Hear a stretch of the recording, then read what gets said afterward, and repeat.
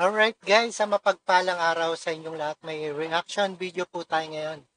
At naniniwala ang ilang political analysis ang posibleng tumindi pa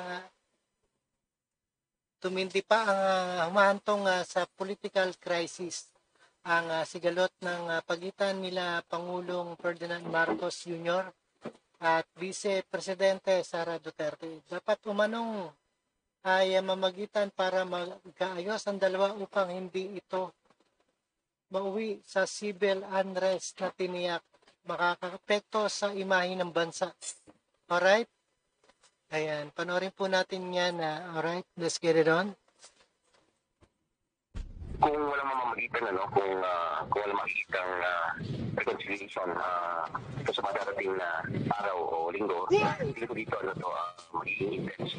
Mas magiging matindi pa ang bangayan sa pagitan ni Pangulong Ferdinand Marcos Jr. at Vice President Sara Duterte. Ayon sa political analyst na si Professor Dennis Coronacion, sa nagiging takbo ng alitan ni PBBM at VP Sara, tila walang nakikitang pag-asa na sila ay magkakaayos pa.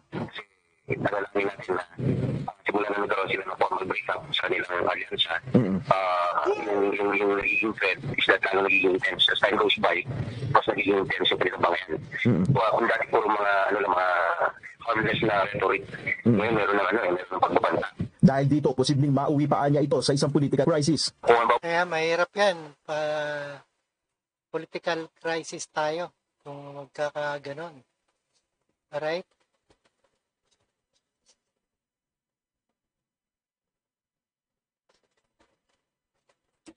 Pangayon lang, tapos may impeachment, tapos maaaring maghamon ng mga manawagan sa kanilang mga supporters, magkaroon ng mga prayer rallies, o kaya magkaroon ng another version of EDSA. Yun ang political crisis na nakikita ko. Sa ngayon, ayon kay Professor Coronacion, wala pang negatibong epekto sa imahe ng Pilipinas sa international community ang nangyayaring hidwaan na ito sa politika. Pero ang gusot na ito ng dalawang kampo ay hindi na dapat anya magresulta ng political instability o kaya naman ay civil unrest na tiyak na makakaapekto na sa ekonomiya ng Pilipinas. Anumang sitwasyon na may tuturing na isang parang magdudulot ng political instability, hindi maganda to, lalo na sa mga foreign investors. Ayan, mahirap yan. At kaya mga negosyo natin baka umatras at layuan na pa tayo. Para sa bansa natin, kasi imbis na mag-lagak sila ng mga pondo, o kaya magnegosyo sila dito, baka umatras pa at layuan pa tayo. Nel Maribuco, UNTV. Alright guys, ayan, napakinggan at napanood po natin dito sa ating reaction dito sa UNTV.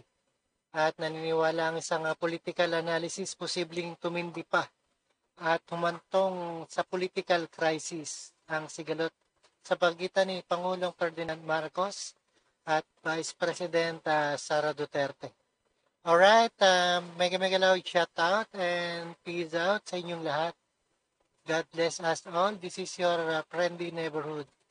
Road trip tayo. Alright, thank you guys.